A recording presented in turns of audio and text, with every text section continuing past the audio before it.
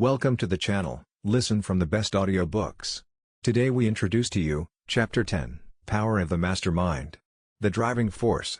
The ninth step toward riches. Power is essential for success in the accumulation of money. Plans are inert and useless, without sufficient power to translate them into action. This chapter will describe the method by which an individual may attain and apply power. Power may be defined as organized and intelligently directed knowledge. Power, as the term is here used, refers to organized effort, sufficient to enable an individual to transmute desire into its monetary equivalent. Organized effort is produced through the coordination of effort of two or more people, who work toward a definite end, in a spirit of harmony. Power is required for the accumulation of money. Power is necessary for the retention of money after it has been accumulated. Let us ascertain how power may be acquired. If power is organized knowledge, let us examine the sources of knowledge. A. Infinite intelligence. This source of knowledge may be contacted through the procedure described in another chapter, with the aid of creative imagination. B. Accumulated experience. The accumulated experience of man, or that portion of it which has been organized and recorded, may be found in any well-equipped public library. An important part of this accumulated experience is taught in public schools and colleges, where it has been classified and organized. C. Experiment and research. In the field of science, and in practically every other walk of life, men are gathering, classifying, and organizing new facts daily. This is the source to which one must turn when knowledge is not available through accumulated experience. Here, too, the creative imagination must often be used. Knowledge may be acquired from any of the foregoing sources. It may be converted into power by organizing it into definite plans and by expressing those plans in terms of action. Examination of the three major sources of knowledge will readily disclose the difficulty an individual would have, if he depended upon his efforts alone, in assembling knowledge and expressing it through definite plans in terms of action. If his plans are comprehensive, and if they contemplate large proportions, he must, generally, induce others to cooperate with him, before he can inject into them the necessary element of power. Gaining power through the mastermind. The mastermind may be defined as coordination of knowledge and effort, in a spirit of harmony, between two or more people, for the attainment of a definite purpose. No individual may have great power without availing himself of the mastermind.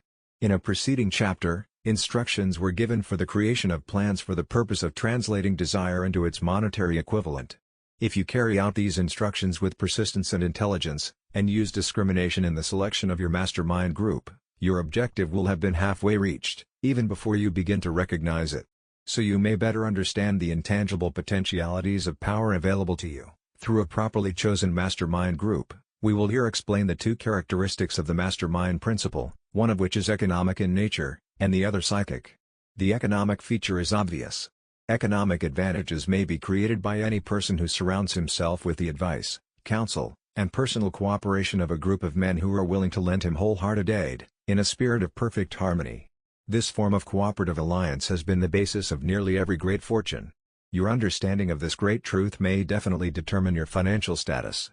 The psychic phase of the mastermind principle is much more abstract, much more difficult to comprehend, because it has reference to the spiritual forces with which the human race, as a whole, is not well acquainted. You may catch a significant suggestion from this statement: no two minds ever come together without, thereby, creating a third, invisible, intangible force which may be likened to a third mind. Keep in mind the fact that there are only two known elements in the whole universe, energy and matter. It is a well-known fact that matter may be broken down into units of molecules, atoms, and electrons. There are units of matter which may be isolated, separated, and analyzed. Likewise, there are units of energy. The human mind is a form of energy, a part of it being spiritual in nature. When the minds of two people are coordinated in a spirit of harmony, the spiritual units of energy of each mind form an affinity, which constitutes the psychic phase of the mastermind.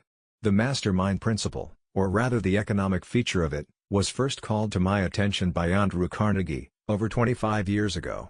Discovery of this principle was responsible for the choice of my life's work. Mr. Carnegie's mastermind group consisted of a staff of approximately 50 men, with whom he surrounded himself, for the definite purpose of manufacturing and marketing steel. He attributed his entire fortune to the power he accumulated through this mastermind. Analyze the record of any man who has accumulated a great fortune, and many of those who have accumulated modest fortunes, and you will find that they have either consciously, or unconsciously employed the mastermind principle. Great power can be accumulated through no other principle. Energy is nature's universal set of building blocks, out of which she constructs every material thing in the universe, including man, and every form of animal and vegetable life. Through a process which only nature completely understands, she translates energy into matter. Nature's building blocks are available to man, in the energy involved in thinking. Man's brain may be compared to an electric battery. It absorbs energy from the ether, which permeates every atom of matter, and fills the entire universe. It is a well-known fact that a group of electric batteries will provide more energy than a single battery. It is also a well-known fact that an individual battery will provide energy in proportion to the number and capacity of the cells it contains. The brain functions in a similar fashion. This accounts for the fact that some brains are more efficient than others, and leads to this significant statement. A group of brains coordinated, or connected, in a spirit of harmony, will provide more thought energy than a single brain, just as a group of electric batteries will provide more energy than a single battery. Through this metaphor it becomes immediately obvious that the mastermind principle holds the secret of the power wielded by men who surround themselves with other men of brains. There follows, now, another statement which will lead still nearer to an understanding of the psychic phase of the mastermind principle. When a group of individual brains are coordinated and function in harmony, the increased energy created through that alliance becomes available to every individual brain in the group. It is a well-known fact that Henry Ford began his business career under the handicap of poverty, illiteracy, and ignorance. It is an equally well-known fact that, within the inconceivably short period of 10 years, Mr. Ford mastered these three handicaps, and that within 25 years he made himself one of the richest men in America. Connect with this fact, the additional knowledge that Mr. Ford's most rapid strides became noticeable, from the time he became a personal friend of Thomas A. Edison, and you will begin to understand what the influence of one mind upon another can accomplish. Go a step farther, and consider the fact that Mr. Ford's most outstanding achievements began from the time that he formed the acquaintances of Harvey Firestone, John Burroughs, and Luther Burbank, each a man of great brain capacity, and you will have further evidence that power may be produced through friendly alliance of minds. There is little if any doubt that Henry Ford is one of the best informed men in the business and industrial world. The question of his wealth needs no discussion. Analyze Mr. Ford's intimate personal friends, some of whom have already been mentioned, and you will be prepared to understand the following statement: men take on the nature and the habits and the power of thought of those with whom they associate in a spirit of sympathy and harmony. Henry Ford whipped poverty, illiteracy, and ignorance by allying himself with great minds, whose vibrations of thought he absorbed into his own mind. Through his association with Edison, Burbank, Burroughs, and Firestone, Mr. Ford added to his own brain power, the sum and substance of the intelligence, experience, knowledge, and spiritual forces of these four men. Moreover, he appropriated, and made use of the mastermind principle through the methods of procedure described in this book. This principle is available to you. We have already mentioned Mahatma Gandhi.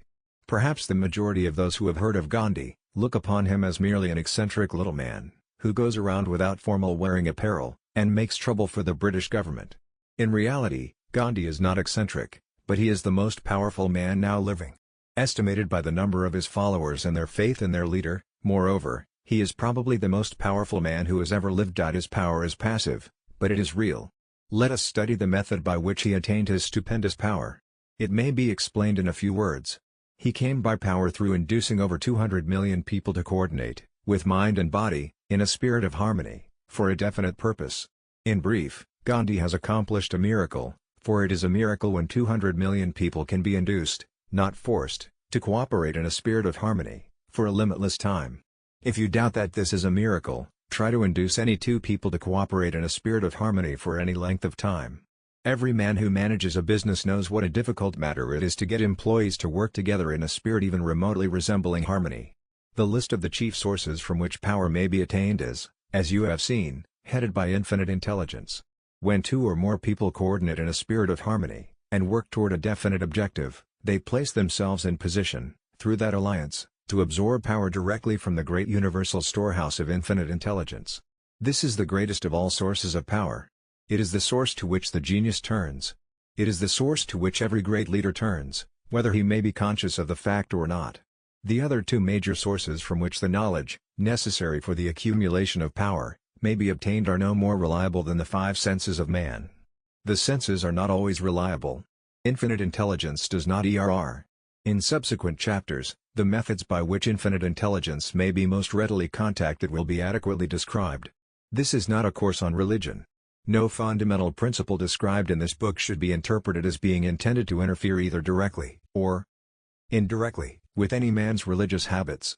This book has been confined, exclusively, to instructing the reader how to transmute the definite purpose of desire for money, into its monetary equivalent. Read, think, and meditate as you read. Soon, the entire subject will unfold, and you will see it in perspective. You are now seeing the detail of the individual chapters. Money is as shy and elusive as the old-time maiden. It must be wooed and won by methods not unlike those used by a determined lover, in pursuit of the girl of his choice. And, coincidental as it is, the power used in the wooing of money is not greatly different from that used in wooing a maiden.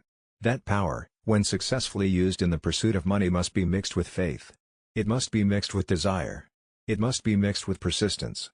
It must be applied through a plan, and that plan must be set into action. When money comes in quantities known as the big money, it flows to the one who accumulates it, as easily as water flows downhill. There exists a great unseen stream of power, which may be compared to a river, except that one side flows in one direction, carrying all who get into that side of the stream, onward and upward to wealth, and the other side flows in the opposite direction, carrying all who are unfortunate enough to get into it, and not able to extricate themselves from it, downward to misery and poverty.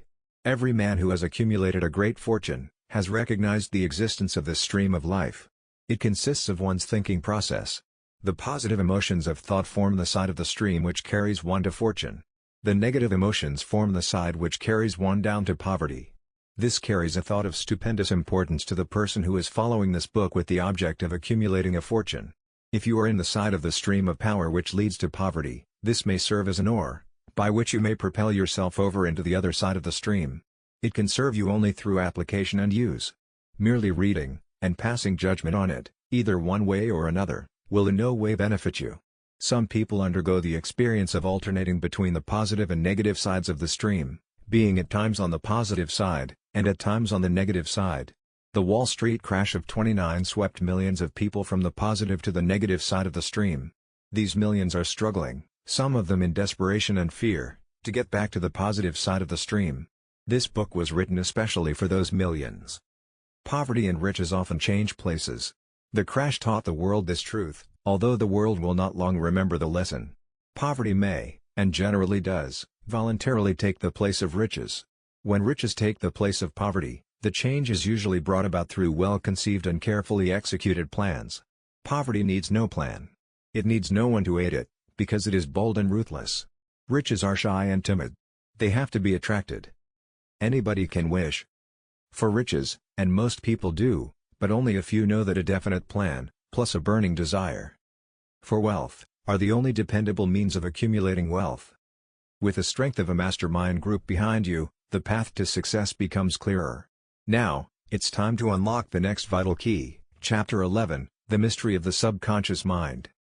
And don't forget to like and subscribe when watching this video. Thank you so much.